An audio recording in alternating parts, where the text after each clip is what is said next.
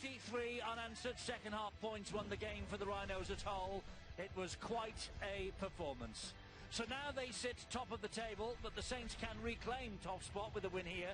Wakefield defied the critics in the first 2 rounds, and after 3 weeks of the new campaign, they're in 5th place, which was their best ever Super League finish to a season way back in 2009. Repeat that this year and they'll be in the hunt for Old Trafford.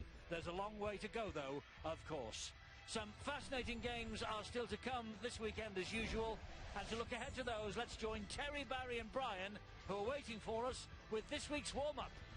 Yes, thanks very much, Eddie. Some fascinating fixtures, absolutely, but I think we're all still scratching our heads after last night's game and Leeds Rhinos' marvellous comeback from 12 points down to win 43 points to 12. Absolutely sensational. As ever, in the company of Terry O'Connor and Barry McDermott, we've got 5 games to get through, and we're going to travel about 5 or 6 miles down the road from here in Wakefield to Castleford for their game against the Wigan Warriors. Both of these sides had relatively disappointing starts to the season, considering how well they did last year. More on that shortly. Luke Dorn and James Clare straight into the Castleford Tigers side. No Jordan Tansey and no Denny Solomono. Matt Bowen and Dan Sargent back for the Wigan Warriors, and Joe Burgess dropped after his performances, I suppose, in the Hull Kingston Rovers defeat and his mixed performance against Brisbane Broncos. Dominic Manfredi comes into that side. OK, the Castleford Tigers sitting in 11th, Wigan Warriors sitting in 7th. Now, the Warriors finished 2nd last year, Castleford Tigers finished 4th. I would say to you, Barry and Terry, they must do better this season. Well, of course, you look at Wigan and the standards that they set for themselves. They've won 1, drawn 1 and lost 1 so far this year, and it's not good enough for them. And you look at some of the body language in the games that they've played this year. We're focusing on this from last week, and you wouldn't get a lack of attention to detail like you did in this game. There were 3 tries, all scored within 10 metres of Wigan's own line, and I just feel they're not quite there. You can give you can sort of take into account the Brisbane game and how much they put into that, but describing this defence, you would say un-Wigan-like if you were being kind, absolutely. Soft if you were being. And when we look at what Hull are, which we will do a little bit later, they really got stuck into Wigan, and they don't normally shy away from a challenge like that. Terry, the Castleford Tigers, we saw them defeated by St Helens, 21 points to 14. They brought in Luke Dorn, they brought in James Clare into their squad. Yeah. No Andy Lynch, he's failed a late fitness test, will be a huge loss. That is a big loss for them then, because Andy Lynch is one of those gets on and does all that dirty work, but they've got a good record, haven't they, against Wigan? I think they've won 3 out of the last 5 games. They beat them last year at home, 36 points to 31. They need time to gel. They need to start picking up some confidence, because last year we were all talking about Cass this time last year. What have you made of Castle for 2015 so far? I mean, you're getting the 4th look at them tonight. Do you know what? Sometimes that when teams change and they lose that many players, everyone says it's transition. It's a transition period that we're going through. Now, transition, you know what's going to come. You know that you're going to be losing players. And Darryl Powell's had it every year. He's hoping that he can solidify this group and get them out there against Wigan, because it'll be absolutely packed down the road. And says, if you listen to what Darryl Powell said after the game, he said we were dumb. Yeah. We made poor decisions, and that's something that through time, through training and through, I would say, habits and particularly your practice, and make sure you make the right decisions at the right time. And I'm sure Darryl Powell will say, look, let's just relax, grind into this game and really get excited by what is as a quality team coming to see us. And expect to bounce back, I'm sure, from the Wigan Warriors. Barry, prediction? Who's to win and by how much? Wigan. I think Wigan can't let too many games go aside by about 10. Wigan 12. OK, Wigan by 10 and Wigan by 12. OK, next game up for us is also tonight, and it's at the John Smith Stadium. So Huddersfield Giants sitting currently in 12th against the Widnes Vikings. They are sitting in 6th. The Widnes Vikings with a huge 58 points to 16 win last week over the Wakefield Trinity Wildcats. We'd expect Widnes to remain unchanged. Indeed, I think the starting 17 is unchanged for that game. The Huddersfield Giants still no Luke Robinson. That's a question that needs to be answered. Why Luke Robinson is being rested for round 3 and round 4 of Super League so early in the season. Scott Griggs comes in place of Jake Connor in this one. Guys, the Huddersfield Giants, if Castleford and Wigan have to do better, you would say, with the Huddersfield Giants, will the real Giants please stand up? Please stand up. Please stand up. We'll go the rest of the way with that song. Barry, what can you make of the Giants so far? Well, the Giants by name, but not by nature at the minute. They've got some fantastic forwards who, when they play, are physically imposing. But I don't think they've brought that to the table. And Widnes have. You look at the way that they played last week, the size and the power that they went into the game, they've got it all to do. The Not Giants just in this the week. forwards, though. No, well, Baz has talked about the size and the power. I want to look at the outside backs, because when you've got wingers that win players 1 and 2, like Paddy Flynn, he crashes. That's straight up the guts. He's going at some of the biggest men. He's landing on his front. He's getting a decent play of the ball. Pat Arvana as well. Just look at him. Just comes crashing onto the ball. Bit of a late footwork at the end. Picks out Tim Smith. Still comes up with a strong carry. On the back of that, you've got the likes of Manaka forward, who just goes forward. He keeps pumping those legs forward. And then Gil Dudson, right near your own trial end, when you're bringing the ball away, these are where you really do earn your And that's your money. where Huddersfield need to stand up. If you look at last week against Leeds Rhinos, they got some momentum, didn't they? More than that, they got themselves in a winning position. They started to get over the gain line, and once they got a little bit like the Hull KR clips we were looking at, once they got in that final third of the pitch, they're going to score points. But witness the playing on the front foot that's generated from the back three, if you throw in there Reece Ambury, Huddersfield aren't scoring enough points. If Paul Anderson looks at the first 3 games, they've only scored a total of 40 points. If Huddersfield's genuine aspiration is to be where they were last year, they need to start picking up some wins. Luke Robinson, what did you make of that when you heard last week that he was being rested for their game against the Leeds Rhinos so soon in the season? Well, you'd like to think that it's an injury or something that's not severe. It's been rested. Well, Kyle Wood did real well last week. It's not Came on that's and not changed answering the the game. question. I don't know. Paul Anderson's entitled to pick the right team. if he's under left him on what he because of- believes if he is the right thinks team that for that's that the best game. player to put in, and he's left him on because of Does form, it surprise you it that does Luke, surprise me. does it surprise you Yes. that Luke Robinson is Yes. rested? Yeah, it does surprise me. Okay, maybe there's a little bit more to that. We don't know. Okay, next game up for us is Catalan Dragons against Salford City Reds. Or the Red Devils, I should say. They're changing the name again. That's a game you can see live on Sky Sports. 3:25 p.m. Join Barry and Terry for that one. That's going to be an exciting game. Thomas Bosk is back from injury. Oliver Elma is back from suspension. I'm not sure that's a good thing for the Catalan Dragons. I'll ask the guys about that shortly. Salford, plenty of injuries for them. They lost Mason Caton Brown with concussion in the defeat to Hull. Niall Evalds is out, absent, hamstring injury picked up in that same game. John Ford is brought into their 19-man squad, and they hope to have Corey Patterson back available as well. Guys, you're going to cover this game. This, we hope, will be an exciting game. It's featuring two of the most exciting players in Super League. Barry, the box office boys. Well, if you like your rugby league fast and skillful, then watch these two players. The interesting aspect of this game is to see Rangi chasing at fullback. Niall Evalds, who I think's a good, promising young player, isn't fit. He comes in now. You think of the coach, Yestin Harris. That was the role that he fulfilled with the Leeds Rhinos a couple of years ago. So he's thinking that give Rangi Chase a little bit more time and space and he might come up with a bit more of that. I never get tired of watching that, mate. No. Still don't know how he's got the ball and the pass away. He doesn't even look, does he? Doesn't even look. He just has a presence of mind to know that Josh Griffin is out on the wing. 2 years ago, when he was playing against Catalan, for Cass, he comes up with this play. Have a little look at Damien Blanche's reaction now. He's thinking, yeah, I've got you covered. I've got you. Yeah, he's dropped the ball off. No, he hasn't. He's gone. Well, Rangi Chase says if he has to play fullback in attack, it won't be so much of a problem for it. Defensively, it might. If he is playing fullback, Terry, he'll be returning plenty of this man's kicks. Well, last week what we saw was Scott Giroux and Todd Carney take control of the kicking game.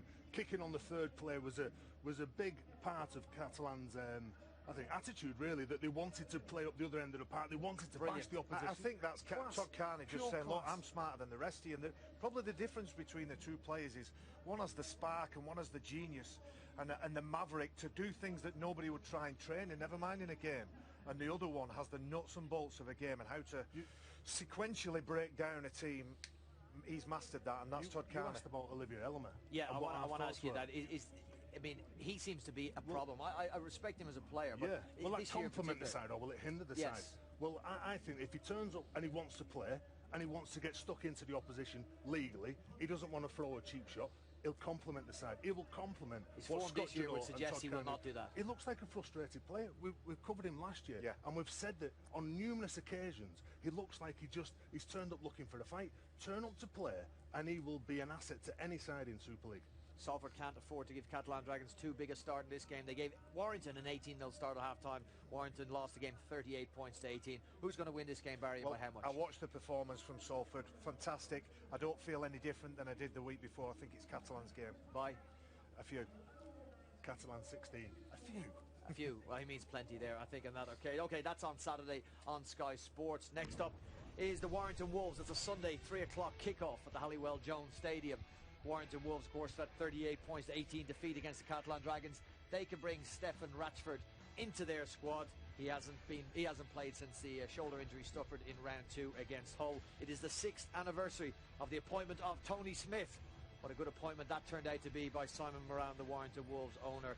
Tony Smith has brought Challenge Cups, League Leader Shields and Grand Final appearances to Warrington Wolves. Hull Kingston Rovers stand in their way of 2 competition points.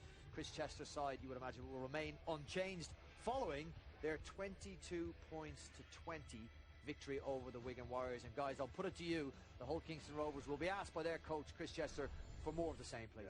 Yeah. They were very aggressive, very assertive last week, but I'm looking at that and trying to look back to the first game when Salford came aggressive. People like Ashton Sims, I thought that Tony Smith summed it up really well. He said, Ashton Sims, he's not bothered, just absorbs that and his toughness, and he showed how tough he was by playing his ball as quick as he could. So maybe what worked for Hull KR last week, obviously they'll try and do it. It might not be the same You're saying formula come out with all guns blazing and attack their pack. Well, Chris Chester said that there's unity within the side. It's the best group of players that he's ever played with. And I just want to talk about the spirit that they had in the side. And when you go out and you play against Wigan, you know that they're going to try and intimidate. You know they're going to try and get under your skin. But I think that they did a Wigan on Wigan. Whenever it seemed to be getting a bit aggressive, all the players coming in, Tyrone McCarthy with the beard, all the players coming in, Walker, all good. They really took the game to the opposition. Now, the next set of 6, Wigan get the penalty. And just have a little look. As soon as there's some ribs exposed, you've got Tyrone McCarthy flying. I think they're absolutely brilliant. They turned up here. They wanted to belt the opposition. Kelly coming in with the second play. And then when Wigan have had the ball, right the way through the game, they were always doing this. They were just making sure that they stood tall. Walker comes up with a very good shot, has a little word in his ear, unsettles Mickey McLaurin, who gets up, bit of pushing and shoving. Players coming in then from both sides again, but Wigan giving away a penalty when they're in possession. That's criminal, that, Brian. Well, the easiest thing to describe the Warrington Wolves' performance against Catalan Dragons would be to say it was tired after the World Cup challenge, after a draining game. But St Helens went out with a shorter turnaround and beat Castleford. So they were a little bit messy. They've been beaten. They were a little bit messy. Well, Warrington Wolves were beat, but people refer to Warrington Wolves' defeat against Catalan Dragons and say it was a result of the World Cup challenge. Saints were embarrassed, Brian. So you're saying that Warrington and Wigan competed. Saints were embarrassed in that World Cup challenge. So what was the reason? The question I'm asking, I suppose, is what was the reason for Warrington Wolves' defeat then? The big defeat, sizable defeat in the south of France. Well, the noise is coming out of the camp that they were tired. Whether that was physically, emotionally, mentally, we won't know. But to get to an 18-0 lead as they were in that game, and feel like they were in the grind and in a good place, suddenly then that game started to fall away and they didn't have enough players going in the right direction. Now, Tony Smith, you know, all of those 6 years has coped with that every single day, every single training sessions. He's had a different set of problems to solve, and he's a smart fella, and I'm sure. I think this is Warrington's game, mate. Stefan Ratchford make a big difference? Yes. Okay, Warrington by how much then? I think Warrington by 8. Okay, last game up for us is here at at Bellevue. It's Wakefeild Trinity Wildcats against St Helens. No Travis Burns and no Luke Walsh for St Helens. Kyler Moore, he's suspended as well as Burns. Luke Walsh is still out with an injury. Paul Wellens and Lance Ohio drafted into their 17. Mikael Simon on standby to make his first appearance for the Wakefeild Trinity Wildcats. Guys, the first thing that jumped out at me when I saw the team sheet for this game was the halfbacks. Wakefeild Trinity Wildcats will be sitting pretty with Tim Smith and Jacob Miller, their first choice halfbacks. St Helens, yet again, are without theirs. Luke Walsh injured, Travis Burns suspended, and now, again, I would suggest to you, Terry, square peg in a round hole, Paul Wellens and John Wilkin. Yeah, that's a good point you brought up, that, Brian, and I quite agree with you. People looking at that, but when I look at that, I see John Wilkin, who's got a fabulous kicking game. I see Paul Wellens, who's been around Super League for years and years and years, gives them so much. He's an inspirational leader. I think what Saints will do, I don't think they'll look at the halves. I think they'll look at playing off around the middle of the park. I think James Roby will be the main focal point for this side tonight. I think you look at the size, and you've got your Walmsleys, you've got your young Richards, you've got Veyer, you've got Greenwood, you've got Flanagan. That's the default game, isn't it? We'll go down the middle, we'll keep trying to get that quick play of the ball, and then when we've got it, bang, we're away, and it's James Roby. Barry, if you're coaching a team to play against a side like St Helens that don't have regular first-choice halfbacks, how do you take advantage of that? How do you take advantage of the fact that Paul Wellens and John Wilkin are in there? You trust your decision-makers, and I think Tim Smith has been, you know, he's found his home at this club without a doubt. And what you do find with John Wilkin, he's a great player, and I take nothing away from him. He's a second rower. He's got the ability to play a number of positions, but I think he's got a good high kick, and we've all looked at those and thought, my word, they're difficult to handle. But I'm not sure he's got the variety of the kicking game like the other two half-backs have. Okay, to win it by how much, Barry, quickly? At Saints by 10. Terry? 18 Saints. Okay, that's the view of the boys. We can go pitch side now, get a weather forecast from John Wells and also his thoughts on the game. Over to you, Johnny. Thanks, Brian. Meteorological corner. This little pocket of West Yorkshire, it's been beautiful today. 14 degrees, the highest it got to. Clear skies, it's dropped a little bit now, obviously, because with the night set in. But that coupled with a dry surface, full-size pitch, nice wide pitch, I expect a wide and expansive and open game. Which brings me back to the point you were talking to the boys about the halves. The headlines are Saints have signed 3 top-line halfbacks over the last couple of years in Ohio, Walsh and Burns. Now through a mixture of injury and suspension, only one of those takes his place in the 17 this evening. Now, given the fact that your 2 main protagonists in Walsh and Burns, who you would be 6 and 7 given a clean bill of health, why Lance O'Hire is sitting there on the bench is a mystery to me. Now, that's probably something we might find out a little bit more about during the course of this evening. That said, I think St Helens have had to do with a makeshift half-back pairing, and they've made light of that makeshift half-back pairing on many occasions, not least the grand final last year, so I don't think it'd be too much of a concern for them. Across the other side of the field then, Wakefeild, 2-1, and that reversal last week at Widnes was a large stain on the copybook, a large blot on the copybook for James Webster, who until then had been sitting pretty 2 from the first opening 2 rounds, and incidentally they've only lost 2 of 9 home games at Bellevue since he took charge back in June last year. So other than that loss last week against Widnes, good start to the season, and the overriding trend is one of a positive and progressive team with no little self-belief. Now, key amongst those two are the other set of halves, Jacob Miller and Tim Smith. Now, Tim Smith in particular may have made his name with Parramatta, been around the houses with Cronulla and Wigan and Salford as well, was Rookie of the Year in 2005 indeed in the NRL with Parramatta. But that's where he made his name. I think he's found his spiritual home here in this little corner of West Yorkshire. Fantastic player, always plays his best rugby here. Watch out for Tim Smith tonight. He might have a thing or two to say about those predictions of yours, Barrington. And I'm going to hand you back up now to Eddie. Eddie. Thanks, John. Thank you, gentlemen. Here are Wakefield getting ready for this match tonight. 10 tries conceded and 58 points at Widnes. They must be just a little bit shell-shocked, but they did win their first 2 of 2015 against Castleford and against Hull Kingston Rovers, and you can throw into the mix there that they hadn't lost at Widnes for 11 years, so that was something of a surprise for them. If they can rediscover the form of their first 2 matches, I wonder whether they can spring a surprise here. Is it on the cards? To discuss that, I've got Phil Clark alongside me. What chance for the Wildcats tonight, Phil, do you think? Well, I've been coming here for well over the last 10 years. On many occasions, they have arrived with the Wildcats as the biggest underdogs. You don't think they've got a chance. But somehow, they've avoided finishing bottom or being relegated for about the last 15 years. And they do it because they pick up wins when you don't expect it. They've got players who sometimes get up, and I've found it very often when we've arrived here with the Sky cameras, they tend to have the best games. But last week they were totally outclassed, outplayed, and they seem to have a problem with their attitude. You know, even from the back, number 1, Craig Hall's got to start really. They've got to start with a more positive mindset, more aggressive as well when they have possession, because they just couldn't compete with Widnes at the start of that game.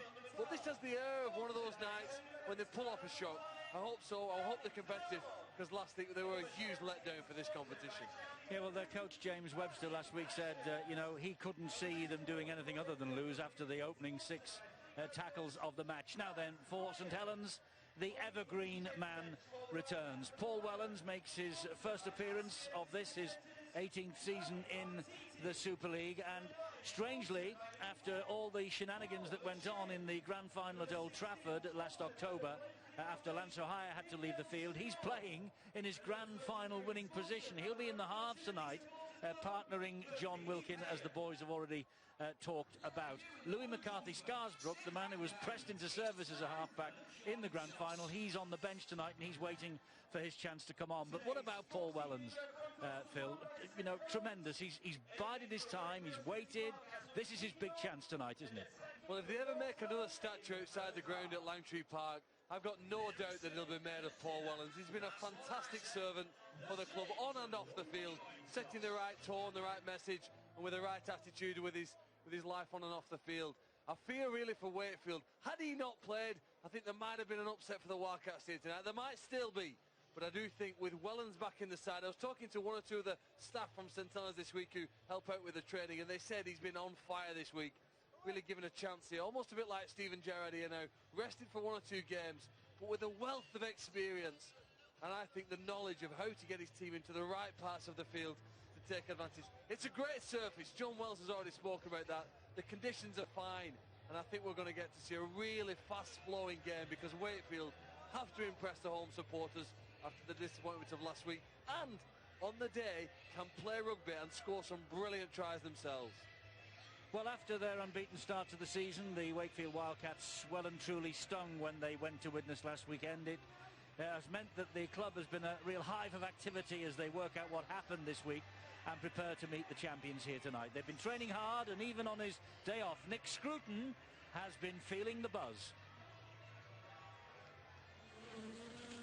'Cause I'm free as a bee flying over the trees, and all the summertime boys are all looking at me. But just under the roof, that's it. And then just lift the roof off gently, because there's going to be bees on the crown board. Yep. Like many rugby league players, Nick Scruton spends some of his days off learning new skills, ready for the time he hangs up his boots. But the second career he's planning is unlike most others. Nick is an apprentice beekeeper. You fellow rugby players think about your beekeeping. It's a bit of a running joke at the minute. Is it? So what else do they do? I think it's just about FIFA or Call of Duty. That's about it. All right. So Nick, what is it that appeals to you about this? I've just always liked being outdoors, and anything that stops me from being in an office sounds good to me, sort of thing. So it's just Chris is my wife's husband, and we just got chatting. My wife's uncle. Yeah. Chris is my wife's uncle, and just said like he can just pop along with me and just see what you think. And I just think it's, well, like as you probably guessed, it's so interesting, and it's just something I really enjoy. And I've been waiting all winter. I just bought my brand new bee suit for Christmas, so I've been waiting all winter to get it on, and I just can't wait to get going with it again, to be honest. Does he have what it takes, do you think? I think he does, yeah. But of course, for me, the biggest criteria was when he came here, I thought he'd be perfect for me because he can lift boxes. And boxes are heavy. I'm good for something at least. Nick, the secret life of bees, there's more goes on in those hives than you'd think, really, isn't there? Yeah, I don't think people realise when they pick up a jar of honey what goes into it, but it's interesting work. Yeah, it's pretty good. It takes you away from rugby completely. Yeah, when you're out here, you just forget about everything. You're more worried about what's going to sting you than who you're playing at the weekend, so it just takes your mind off everything, to be fair. You've got to pardon the pun a bit, but you did get stung against Widnes at the weekend. That was a tough result to take, I suppose. Yeah, we came up short big time. I think we're a team where if one person is off our game, we can't carry that. You know your Wiggins and your St Helens, if they have one person off, they've got enough quality in their side where they can carry someone, but we can't. We all need to be, all 17 of us need to be at 100%, and we just about had a full team who didn't turn up on the day, and we got punished big time. It's been a difficult week then, but a turnaround where you've got to be on top of your game for this one on Friday. Yeah, we've got best team in the league coming to our ground, but I suppose the good thing it's at our place, and we turn up confident every time we play at home. It's not a place people like to come, and we're going confident. You know, those first two games weren't a fluke. We deserve to win them, and like I said, we'll go into this week giving it a good go. Have you been stung yet then? I got done once last year, yeah. Something I'll never forget. But does it compare with, say, a bad tackle? It's different. I tried playing it down at times, saying it didn't hurt, pretending to be a big tough rugby player, but it definitely did. Boys are not very much good in a beehive. It's girls you want, not boys. Boys just stay at home, watch Sky Sports, and and mate with queens. They don't do anything else. That's all they do. Yeah. Girls do all the work, and that's all boys. Sounds good to me. Yeah, they're all looking good. Yeah.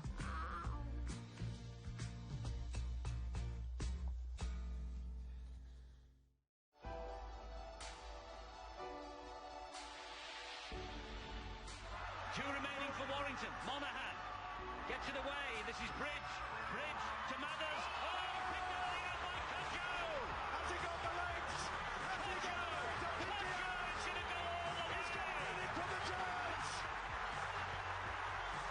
Cudjoe seals Huddersfield's win.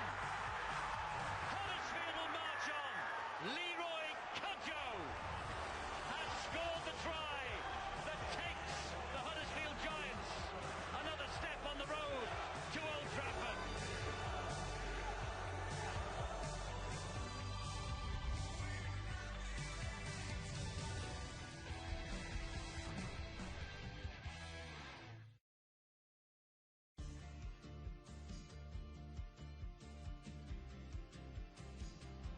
The Wildcats' unbeaten run came to a grinding halt on Sunday.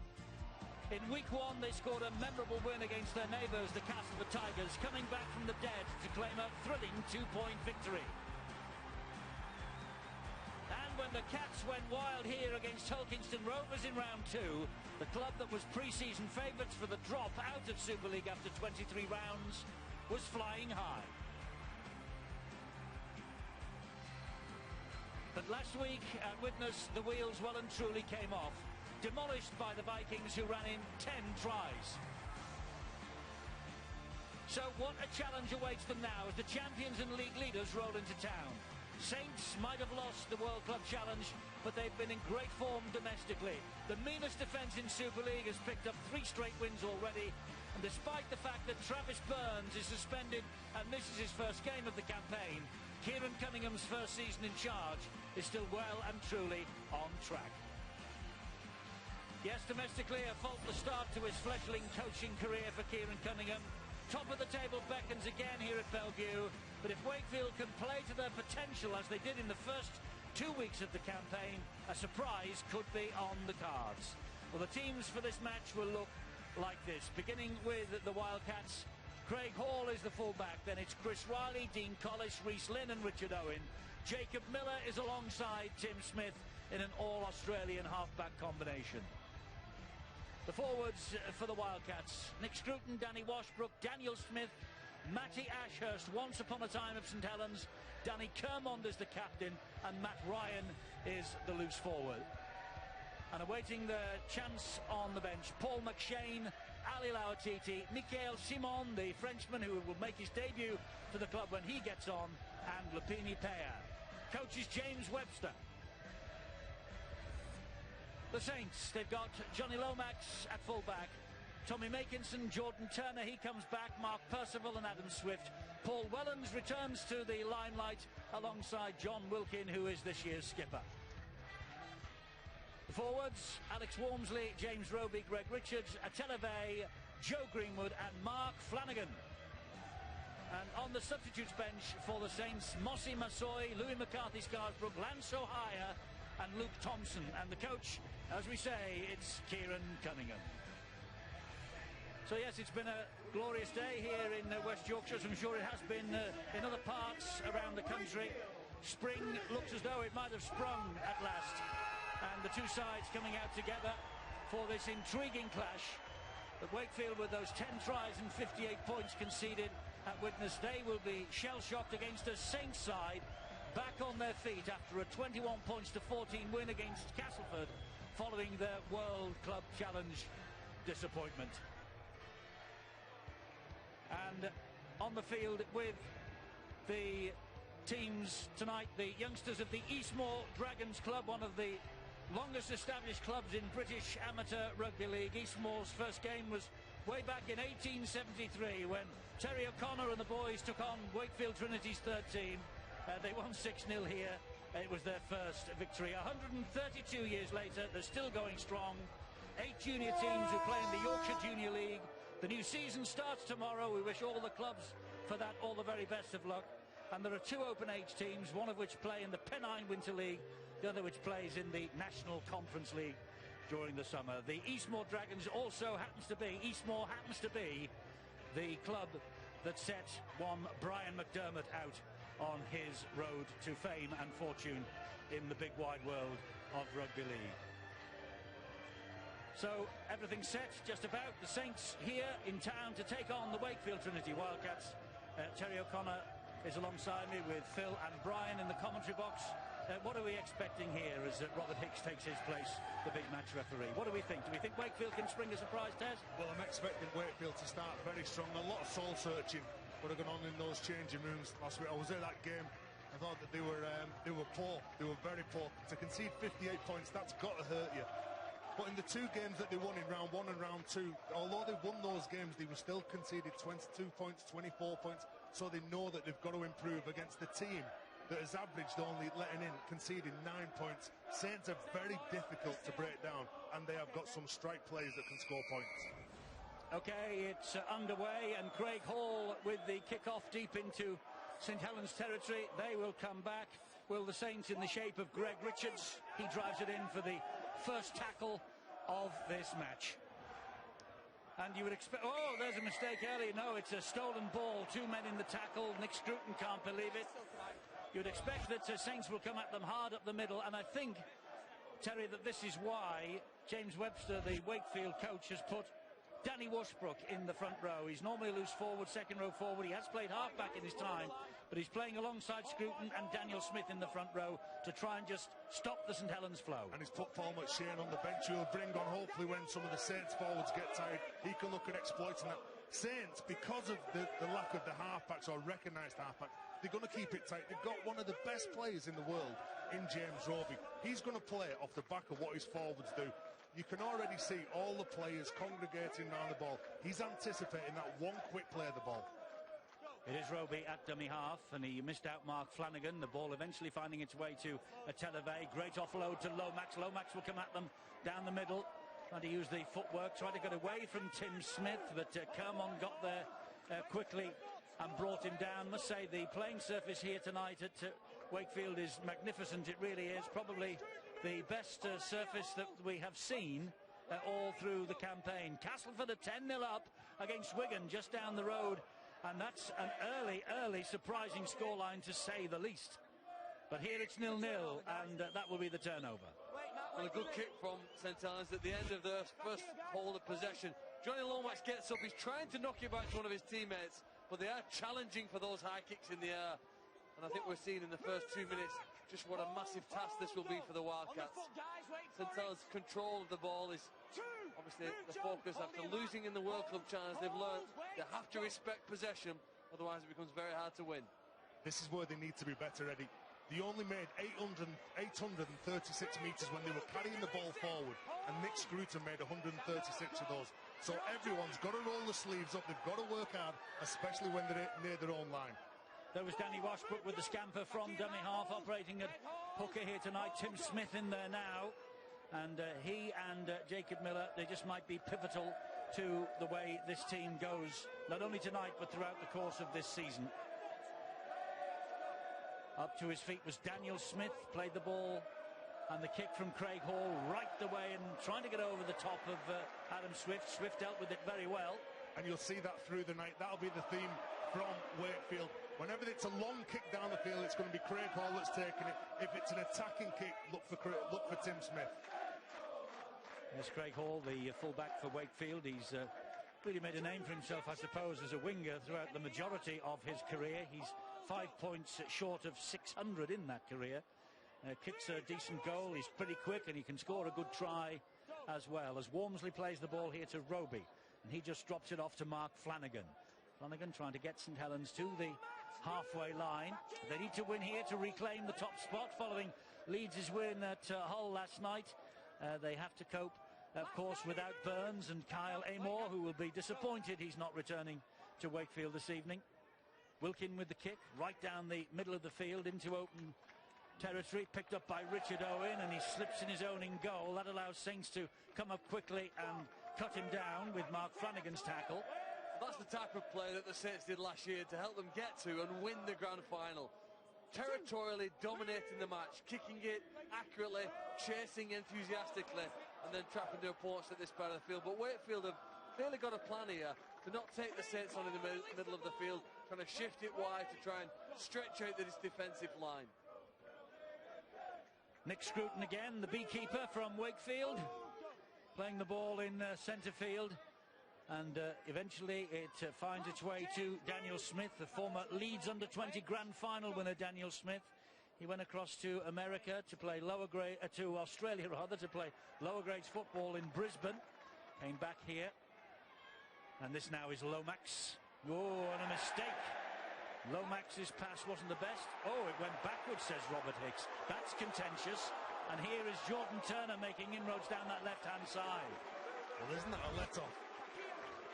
Well, that surely has to... Stuart, I mean, we don't want to pick holes in referees' performance each and every week, but that surely was a knock-on. Well, I think it's gone down behind him and it hit his heel and went backwards. I think that's okay. He actually got the support from the side as well on that call, so they were pretty happy with it on the field. Fair enough, no arguments then. And here is Lomax giving it to a Televay. I think Wakefield had just relaxed momentarily. They thought that a knock-on decision was coming. As it is, they are here defending the fourth tackle in this set of 6 from the Saints. Roby to Wilkin, and that went backwards as well. Oh, well, that's a knock-on. Now then, explain, discuss, or whatever. Well, I think it comes out from a collision. Well, is it a knock-on then by Wakefield? I think it looks like he's actually hit John Wilkins' arm and the ball's come loose then. I suppose from the referee's point of view, it's all whether John Wilkins has gone past the ball. It's certainly a loose carry, and it's a difficult one. What it is a great defensive read by Danny Kermon. Just we have a look at Adam Swift's. Right, okay, off his heel and backwards. Danny Kermon's made a great defensive read for Wakefield Trinity Wildcats. Had John Wilkin caught that ball and had a bit more time, he had some players lined up to his left. But Kermon had to roll the dice and come out and shut the play down. He managed to do it on that occasion. Great play.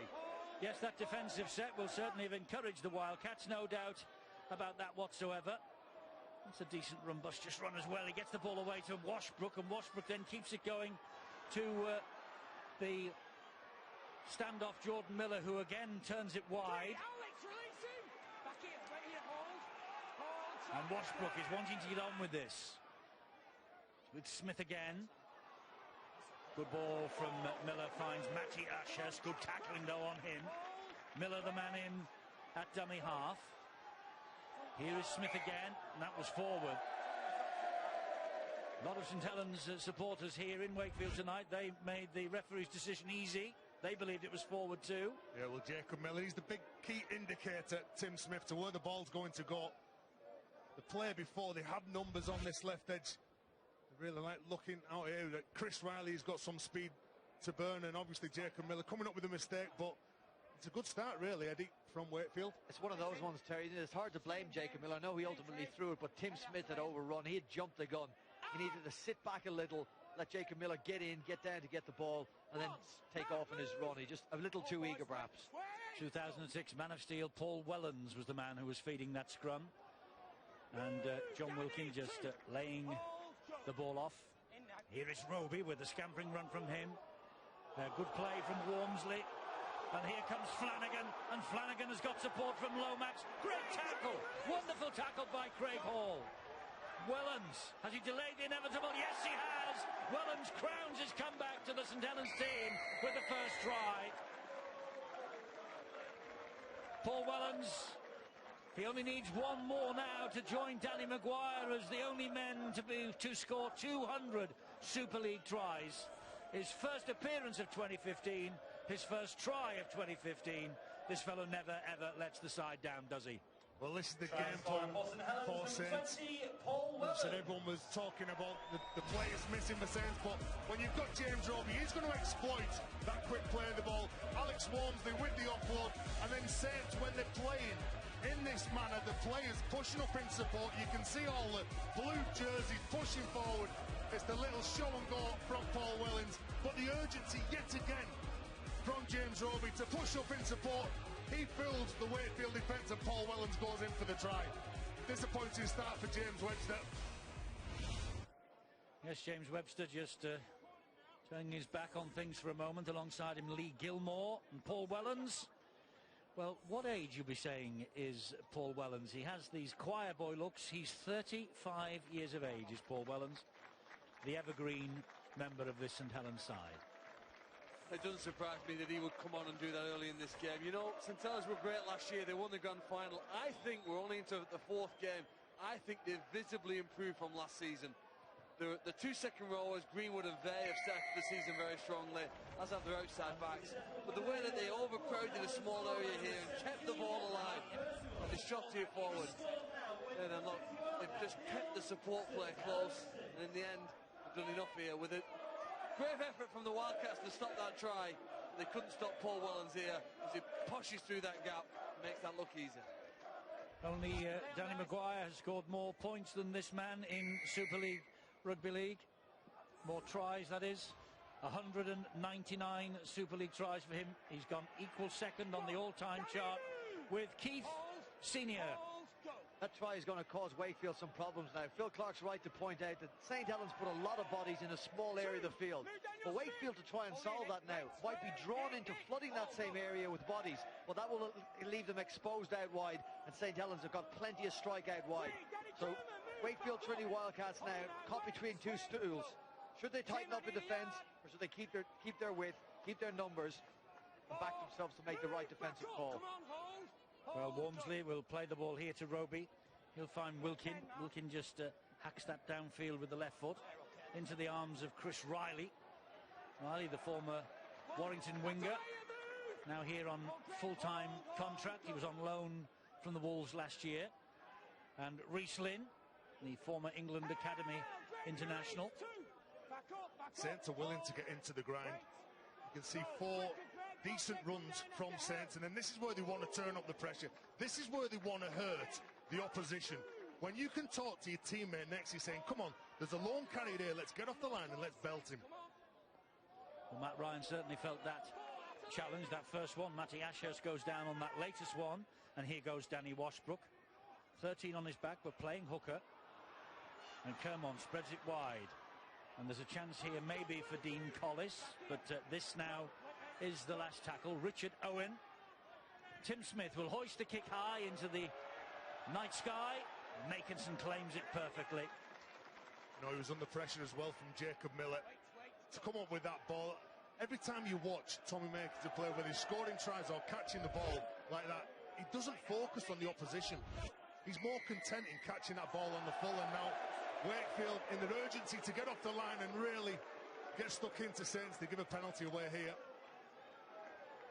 Far too quickly, he said, far too early, the referee. They were off the blocks far too quickly down this left-hand side. Well, you know that if Saints, and they have got some big forwards, you've got to make sure you take the momentum off them, so you have got to get off the line. And coaches talk and players talk about first 3 steps. That means get your momentum going forward. St Helens then back in possession, courtesy of the penalty for offside. A good drive coming in from Greg Richards. Roby just over halfway.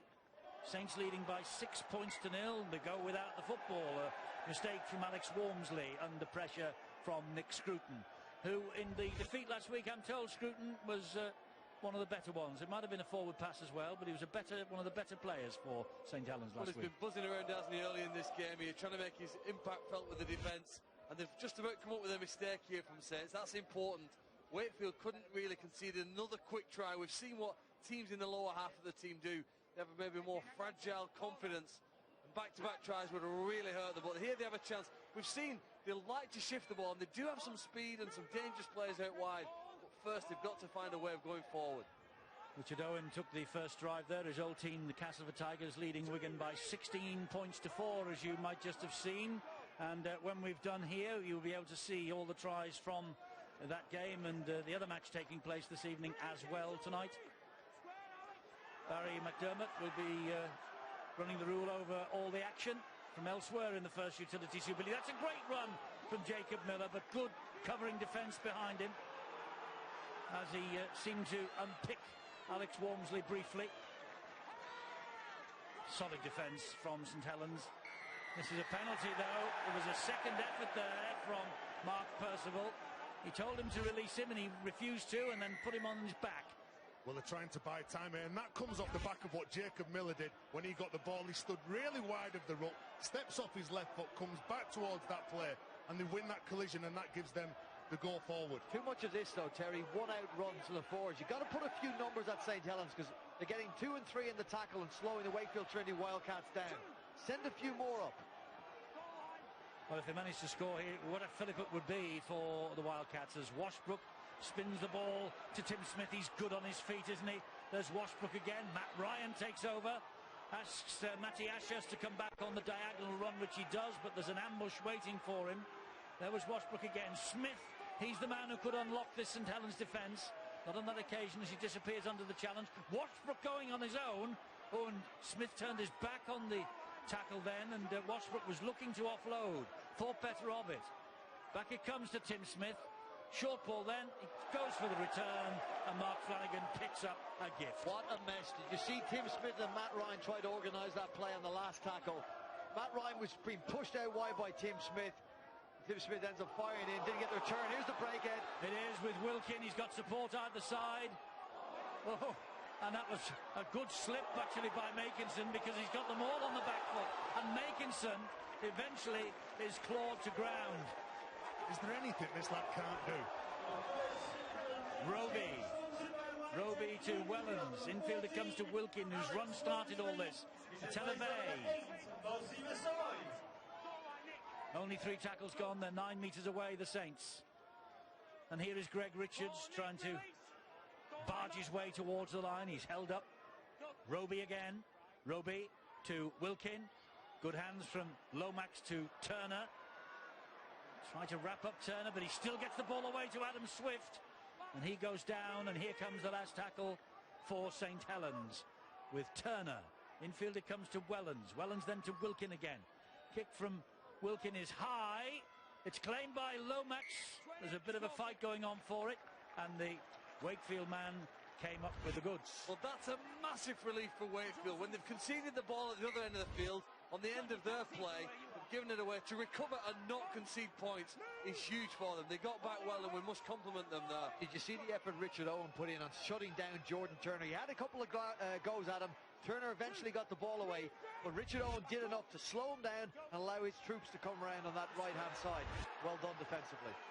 You might have seen Johnny Lomax just limping away from that challenge, and he's taken his place up on the wing. He's just trying to run any injury off. It means that Makinson has dropped back to fill in for him at fullback. Quick play the ball. Here is Ryan.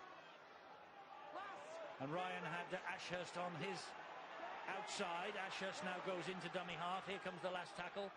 Smith will hoist the kick out wide down the right this time. It's well claimed. It's flicked back. Oh, and, well, you have to be a bit quicker than that. That's maybe a let-off, that. No, it isn't, because Kermond has given away a penalty. Yeah. But it wasn't let-off, mate. To catch that ball, they pat the ball back with Collis, looking for one of his teammates. Then John Wilkin, he pounces on the ball, and then it's the penalty. What for? Well, we're just going to have a look. Well, it looked more like John Wilkin had pushed Danny Kermond, and that was the altercation, really. He was entitled to tackle him on the ground. He wasn't tackled. Doesn't the ball come out, though, then he penalised him for stripping the ball here. Oh, that's... And here's another penalty that's been blown. Well, it's the third now, Eddie. The third example of self-inflicted pain here for Wakefield. They've played enthusiastically, but they've not played smart, and they're giving the penalties away. There's a high tackle on Joe Greenwood. And you've got to be high as well. And Joe Greenwood must be about 6'4", 6'5". 3 penalties to 1 in St Helens' favour. 6-0 to St Helens on the scoreboard. Roby gives it to big Mossy Massoy, who almost uproots Danny Kermond on the way towards the line. Wilkin switches the direction of the play again, but forward pass. Forward pass on the swing-back play. Can't believe that. They're very fortunate. Dan Smith seems to have got injured too with that tackle. Is it this pass? The one before was it John Wilkin? I think it was John Wilkin initially when he was stood on one side of the ruck. He switched it back to the other. It's this one, is it, to James Roby? No, that looks all right. No, that's the one that's called. James Child just confirmed from the side that it was a forward pass by Wilkin. Well, it was all on the back of what Mossy Massoy done. Big, powerful run. They go wide. They go from one side to the other. They like the short side play, Saints. What a big relief for Wakefield. But it's a long way they've got to go now. And they look limited in the way they're going to try and get out of this. They could really do with a penalty. The only way you're going to get that is running as hard as you possibly can, playing as quick as you can, and trying to draw one out of St Helens. Would you say after 18 and a half minutes with all this pressure and the penalties that they've given away, 3 of them, that Wakefield, will they be relieved that they're only 6 points down? I say looking at Wakefield, yeah, they will be. They're confident, they're coming up with some good players, but they do need to ask more questions. They're in the game now. There's some players getting second win. Johnny Lomax still standing on this wing, so he's still not 100% right. You've got Tommy Makinson, who's dropped to full-back to replace him. So he's just going to obviously try and run off this little niggly injury. And Hall will pump this ball high. This is difficult for Swift. Oh, and he runs the ball dead in goal. It's a goal line dropout. Well, Wakefield needed a game changer, and that potentially is it here. We're almost at the 20-minute mark, and they've had nothing but pressure. But a brilliant kick from Craig Hall. There was nothing that Adam Swift could do. He had to take possession, and he's then, unfortunately, runs out of play. It'll be a repeat set, the first for Wakefield. And the first time they're going to get 6 good players attacking. Well, 2 players in the back play receiving treatment. Johnny Lomax gets further treatment on his own goal line as Craig Hall celebrates his great kick in the goal line dropout. And right in front of us here, Chris Riley, who's waiting for the goal line dropout on halfway. He too has needed a little bit of attention. It was a brilliant kick. The Swift would have been waiting for the first kick, maybe off Tim Smith or Jacob Miller. It went 2 passes to Hall, to Craig Hall, allowed him to kick deeper into the corner. Mikael Simon, his first touch for Wakefield, draws a penalty from John Wilkin. And he gets that penalty because of how hard he actually run onto the ball. Here he is again with his second touch for Wakefield. Big powerful run, big powerful contribution. Not offered a new deal by the Catalan Dragons, so came here to Wakefield, and a chance here, and they are over Wakefield in the shape of Matty Ashurst. And Ashurst scores against his former club. 2 years there, 2009, 2011, Matty Ashurst on the back of that penalty, drawn from the referee by the great run from Mikael Simon. Ashurst goes over the line, and Wakefield are on the ball. Have a look at Jacob Miller pick a ball up from around his bootstraps here in this play. Simon's done well since he's come on, but he gets a dipping ball right here, bare, off his feet, picks the perfect pass. That is a wonderful piece of skill for the halfback recently recruited from Hull. Tim Smith's ball finds it just down there. Look at that, no knock on. That's a magnificent piece of attacking play. Second try on home soil coming up here then for Matty Ashurst. He's missed 2, but he scored in the last 2 here at Bellevue. That's a good effort, and he'll be delighted with that. Absolutely delighted will Matty Ashurst. 60 appearances for Saints in those 2 years, then to Salford. A 2-year deal signed here in August. 14 tries last year, but he was injured, as you can see, in the process of scoring that try. Players never really doubt themselves, Eddie. They'll back themselves, they'll back themselves to go out, do a job. That man in particular, Craig Hall, he can come up with some maverick plays that only he can pull off. Can he get these 2 points? Well, he's a great goal kicker, is Craig Hall, and he's proving it right between the H's. We're all square at Bellevue. Wakefield 6, the Saints 6. Just goes to show, Craig Hall's high kick to the corner was the game-changing moment. And then they needed a moment of individual brilliance by Jacob Miller. Moving and picking up a pass that hits the floor is a sensational play. And then he delivers that try pass there from Matty Ashurst. And his team now, you'd have to imagine, have bounced their way back into position. He's on the side, getting some treatment. Physio hoping that he can get him right. So 6-all. They've earned the right to field at anything possible, Wakefield, here at Bellevue, because I think John Wells was mentioning it before the kick-off. Since James Webster took over last June, he's overseen 9 home games, losing only the 2, and Leeds and Wigan were among the clubs to fail here in the second half of last year. I just wonder whether St Helens will become another big-name casualty here tonight. We're 22 and a half minutes into the match, and Jacob Miller is pulled down by a Televey. Kieran Cunningham, he knew he was in for a battle here. He knew nothing would be easy. Well, it's dangerous signs when both halfbacks are willing to take it to the line and even take on the forwards. You've got Jacob Miller and Tim Smith who are willing to do that. They're willing to get hold of this game by the scruff of the neck and take it to the opposition. Good ball again from Tim Smith. Gamon gets to his feet eventually. Going down the short side with a kick into the corner again. And Makinson has come across. Ooh, that finds its way to touch just the right side of the corner flag. So Wakefeild will hunt a mistake from this resulting scrum here. Well, as soon as Tim Smith kicks that ball, he gets out from dummy half. The players, his teammates, are pushing up in support to make that kick look good. Let's go down to Rod Studd. Well, Johnny Lomax has had to leave the field, Eddie, as you can see there. He picked up a bang on the knee, trying to get to a high bomb on the Wakefield try line about 10 minutes ago. He's tried to run it off. He thought he could run it off, but he's had to come off for a further examination. It doesn't look good. He's already got strapping on that knee, and he just feels that there's too much pain there. And Saints, obviously, at this stage of the season, don't want to run a risk with one of their key players, the fullback Johnny Lomax. No, he had a knee injury against the Catalan Dragons last June, which kept him out of the remainder of the season. This is maybe where he picked up the knock. Just maybe a heavy land and then a twist over the fallen body. Similar to Dennis Solomona at St Helens last week when he landed as well, of course, and twisted that knee and had to leave the field at a similar time in the match.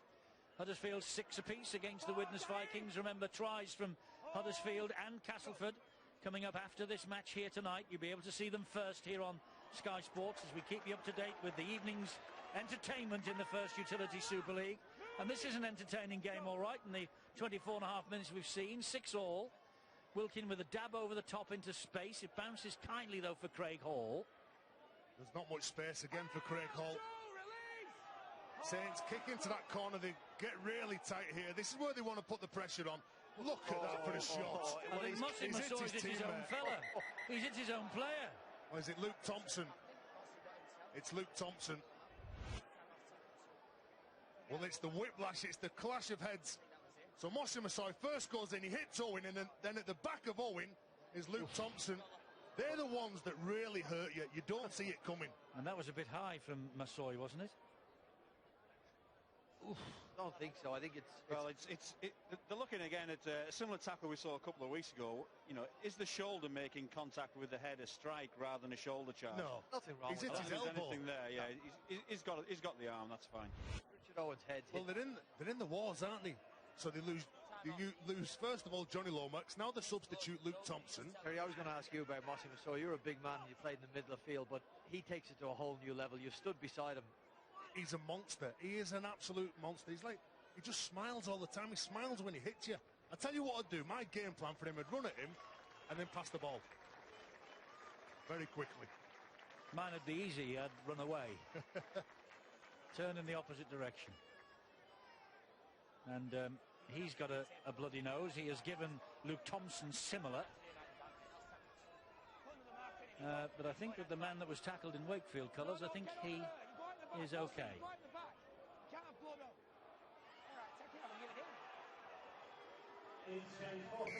Well, he's fast becoming a cult hero, really, at St Helens.